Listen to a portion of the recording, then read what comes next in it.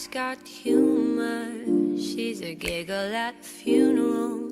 Was everybody's disapproval. I should have worshipped her sooner. If the heavens ever... Hello, my name is Abraham. I'm doing this video for AP Calculus second period for Ms. Mercado. Today I'll be covering the quotient rule of calculus. You're probably wondering, where did Abraham get this whiteboard? Well, Abraham has a whiteboard at home. Okay, so let's begin. So the quotient rule is pretty much to solve for derivatives that are being divided. And for example, we have h of x equals f of x over g of x. All these variables just signify that these are different equations. And the rule for this derivative is h prime of x equals f prime of x times g of x minus g prime of x times f of x all over g of x squared. If you haven't learned what the derivative is yet, it just means that you have taken the derivative of all these ones with the little apostrophe looking thing. Absolute, she tells me worship in the bedroom, the only heaven I'll be sent to. We're going to start off with a couple of examples of the quotient rule. So the first one is to differentiate y equals 2 over x plus 1. So let me write that down for you.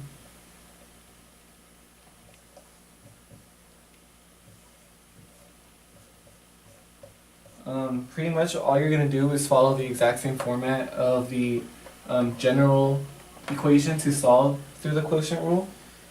So as soon as you take the derivative, you have to change all the corresponding variables and indicate that they are derivatives. So instead of having just y, you would write y prime equals the derivative of 2 times x plus 1 minus the derivative of x plus 1 times 2 all over x plus 1 squared.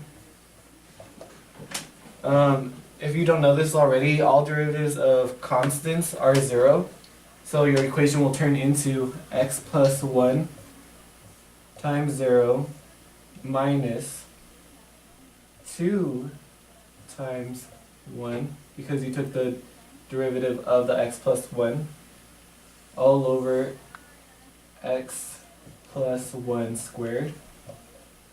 And then when you solve for it, you can usually leave it with the variables in the equation. So for this one, it would be equal to negative 2 all over x plus 1 squared. And that is it. It's when I'm alone with you. I was born sick, but I love it. Okay, not only does Abraham have a whiteboard at home, but he also has a yardstick. For our next example, it's a slightly more complicated problem. The equation is y equals x squared all over 3x minus 1.